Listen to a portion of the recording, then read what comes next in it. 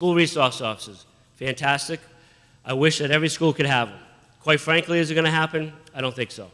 A lot of our law enforcement departments in the state are running very short because of funding, as you folks know. I know there's some bills out there. Don't know how, if they're really going to go through this year. Something they're looking at. I think it's a great thing to have a school resource officer for a couple of reasons. The most important reason is the school resource officers in our state do a fantastic job of having a good relationship with our students.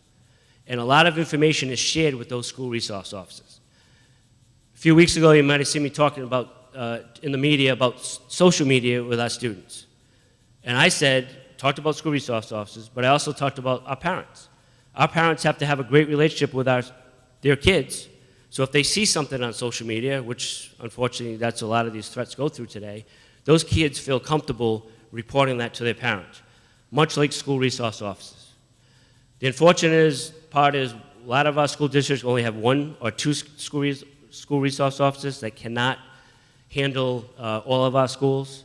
We try to do the best we can. I'm a huge proponent of that. I always will, but I've said that publicly quite often.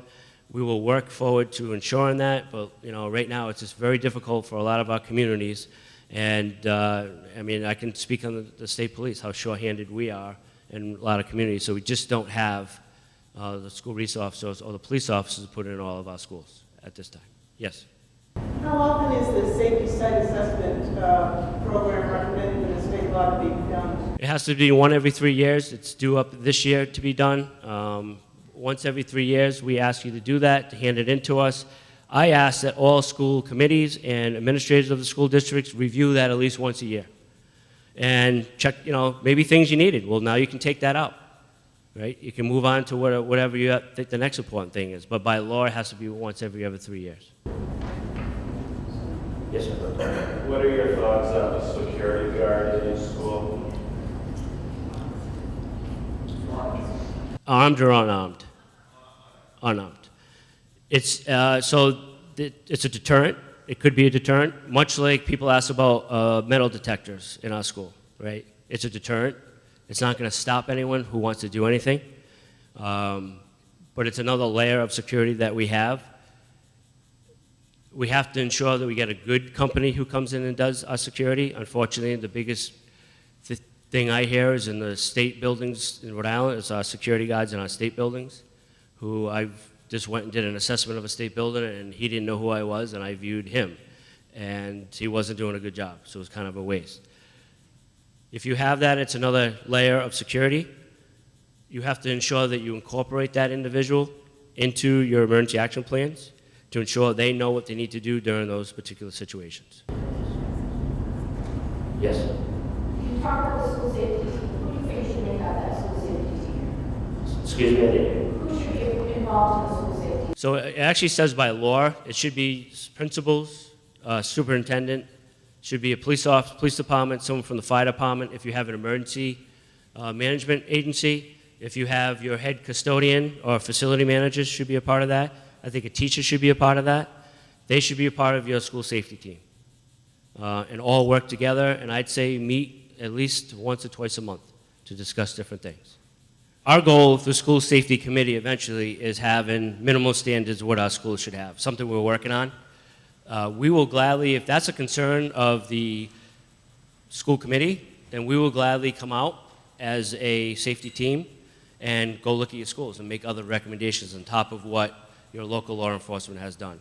When I testified about school safety in the House Judiciary and in the Senate as well, that was the question: are there minimum standards of our schools? That is something we're working on.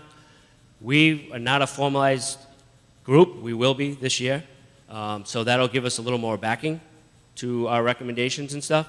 So we hope to come out with minimum standards. And I understand what you're saying, the bells and whistles and stuff. We agree that you necessarily can't afford all those things, but the little things that we can do.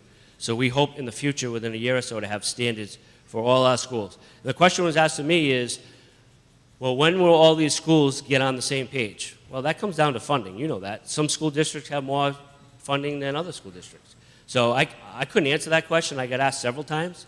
There is no answer.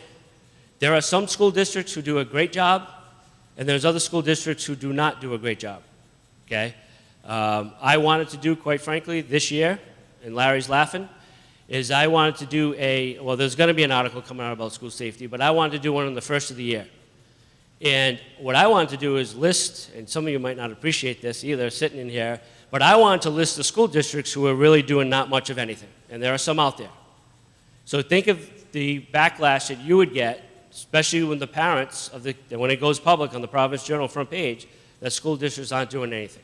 And like I said before, we're not asking you to do a lot. We're really not. Look at your emergency action plans, do your assessments, and continue to approve a little more each year, each time, understanding the funding. Question that comes to me all the time, is there funding out there to ensure the safety of our schools? We're working on a couple things right now. I've asked the governor for it publicly. Larry was there. I asked her publicly for it. Some of us are building new schools in our districts, right, through that huge grant and program that the governor has going on. Some school districts actually reached out to us to say, hey, listen, can you look at our plans to ensure the safety as well? So, we'll take baby steps, but I think eventually we'll get there. It'll take some time, though. Yes? With all the potential new funding for school construction, are you actively working with those projects to ensure that they're built from the start? So we have got that word out there that we're willing. There's a couple of school districts who've asked us to sit down and look at their plans, and we have. I'll give you an example. When all of your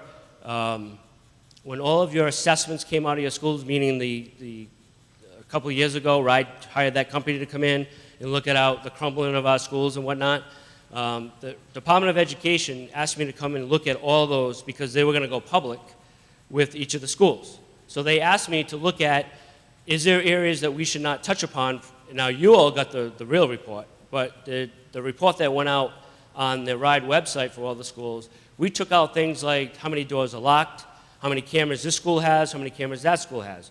Because, and kudos to them for having me come in, because that's a vulnerability. If I know A school has 1,000 cameras and B school has 10 cameras, where are our kids going to go to?